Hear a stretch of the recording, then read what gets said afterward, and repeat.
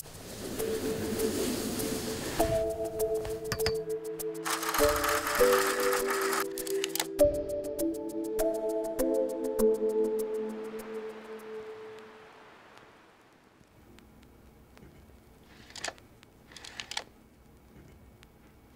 je dirais plutôt que tous les parents devraient avoir lu.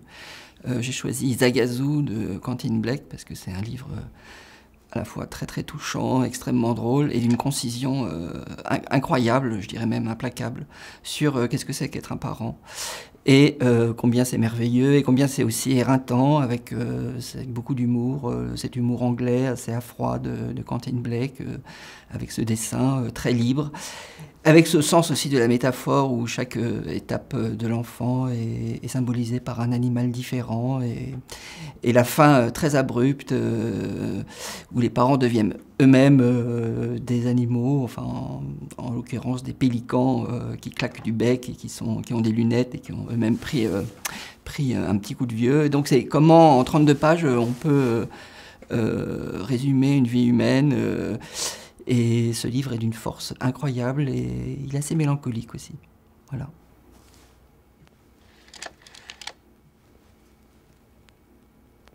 Ce sont des livres publiés au début des années 90, peut-être fin des années 80, par une maison d'édition qui s'appelait Arling Quiz, qui n'existe plus maintenant, qui faisait travailler des artistes incroyables comme Nicole Clavelou, Patrick Couratin, et qui, disons, prenaient l'enfant au sérieux tout d'un coup. Et je me rappelle qu'ils avaient cette boutique entièrement noire avec ses livres, c'était dans le 7e, c'était pas très loin d'ailleurs de ce que j'appellerais la banque centrale, l'école des loisirs, c'est une petite rue annexe. Et cette librairie qui vendait ses propres livres, donner une idée de ce qu'allait devenir l'édition pour enfants dans le futur, cette espèce de movida qui allait secouer l'édition enfantine ensuite dans les années suivantes avec des gens comme Olivier Douzou, tout ça. C'était le début voilà, de ce changement d'un hyperclassicisme à quelque chose de assez avant-garde et assez esthétique.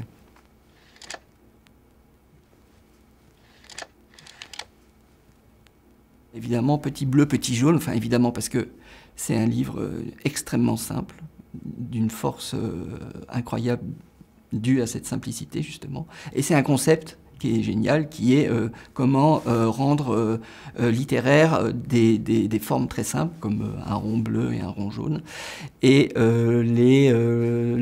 en faire des personnages. Et ce qui est assez beau aussi, parce que moi la question du dessin c'est très compliqué, enfin comment bien dessiner, etc. C'est quelque chose qui moi m'inquiète beaucoup et me fait faire beaucoup de nœuds au cerveau, parce que voilà je dessine pas très bien, etc. Et je me dis qu'il faut, quand on n'est pas un grand faiseur d'images, créer des concepts. Et là, je me suis dit, tiens, voilà quelqu'un qui, malgré tout, s'est dessiné, parce que Léo Léoni a fait des livres très dessinés qui sont très beaux, a créé des formes très très simples, ça on revient au graphisme, et les a humanisées, et on a fait des fictions. Et ce qui est beau dans ce livre, c'est qu'au fond, c'est un livre littéraire, en ce sens que le texte donne vie à ces formes extrêmement simples, c'est juste des morceaux de papier déchirés, les fait vivre ensemble, et le texte tient tout le livre. Et voilà, c'est ça que j'aime beaucoup. C'est la revanche du texte. En fait, j'aurais aimé vivre dans la maison d'Ulule, qui a l'air une maison extrêmement confortable. Il y a quelque chose d'un peu à la fois anglais et nordique. On sent qu'il fait froid dehors. Il est en robe de chambre. C'est la jouissance du domestique, c'est-à-dire d'une maison très bien tenue par cette chouette, peut-être, je dirais, qui ressemble plutôt à un vieux garçon solitaire, mais en même temps heureux de vivre. Et avec lui, j'aurais bu du thé aux larmes, il y a une histoire très belle où il essaye de faire du thé avec ses larmes et il faut pour ça créer des larmes en pensant à des choses tristes. Mais le livre lui-même est assez gai et j'aurais beaucoup aimé boire une tasse de ce thé aux larmes avec mon copain Ulule.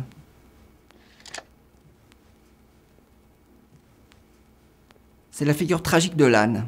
Alors il y a deux ânes bouleversants qui sont l'âne au hasard Balthazar, et l'âne aussi de Mémoire d'un âne de la comtesse de Ségur.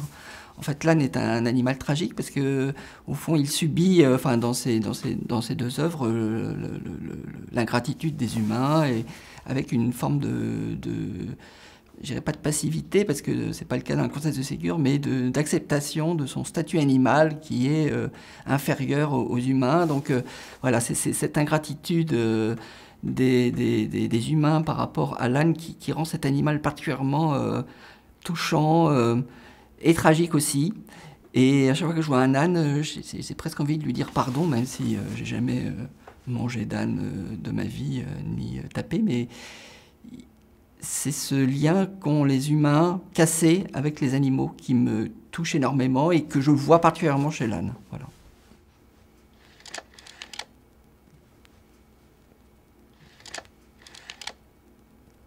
Une image que j'aimerais partager, c'est une image volée ou une image trouvée. Quand on va dans les écoles, les enfants vous demandent toujours, à nous les auteurs, d'où viennent vos idées.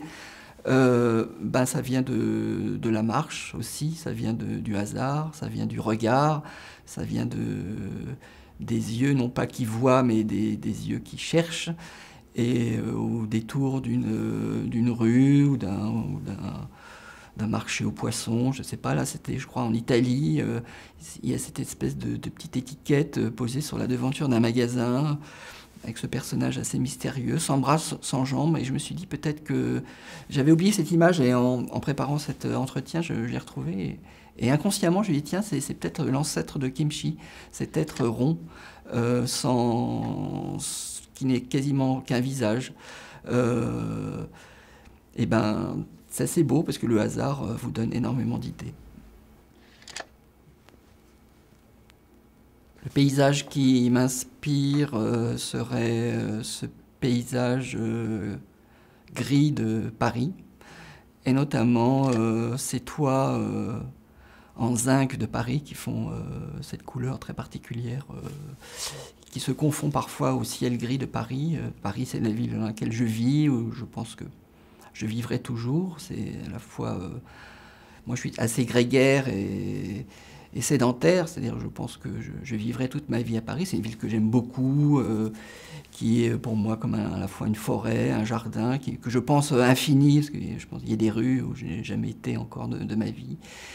Et j'habite pas très loin d'ailleurs de Montmartre, et c'est pour ça qu'il y a cette espèce d'étagement des toits. Et c'est une ville dans laquelle je me sens très bien et qui me nourrit énormément.